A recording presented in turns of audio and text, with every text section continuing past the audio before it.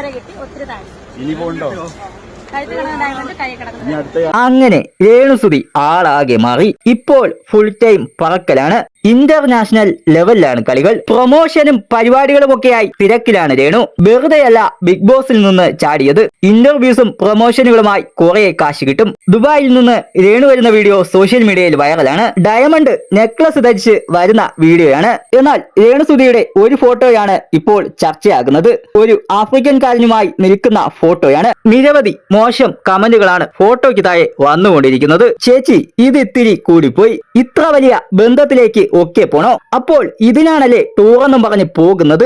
African സുധിച്ചേട്ടൻ. എല്ലാം ഞങ്ങളുടെ സുധിച്ചേട്ടന്റെ സന്തോഷത്തിനു വേണ്ടി ആണല്ലോ എന്ന് ഓർക്കുമ്പോൾ ഒരു സമാധാനം എന്നിങ്ങനെയാണ് കമന്റുകൾ. സത്യത്തിൽ എന്താണ് ഇവരുടെയൊക്കെ പ്രശ്നം? സോഷ്യൽ മീഡിയയിൽ എന്തിട്ടാലും നെഗറ്റീവ് മാത്രമേ കിട്ടിയിട്ടുള്ളൂ. ഭർത്താവ് മരിച്ച ഒരു സ്ത്രീ എങ്ങനെയാണ് ജീവിക്കേണ്ടത്? ഈ പറയുന്നവർ ആണോ അവർക്ക് ചെലവിന് കൊടുക്കുന്നത്? ഒരു സ്ത്രീ തന്റെ കലയോടുള്ള താല്പര്യം കൊണ്ട് സ്വന്തമായിട്ട് അച്ചീവ് ചെയ്യുന്നത് കാണുമ്പോൾ കുരുപൊട്ടുന്നത് എന്തിനാണ്? ഇതൊക്കെ കാണുന്നവരുടെ കണ്ണിന്റെ പ്രശ്നമാണ്. അവരുടെ കാഴ്ചപ്പാടാണ് കമന്റ് ഇട്ട് തീർക്കുന്നത്.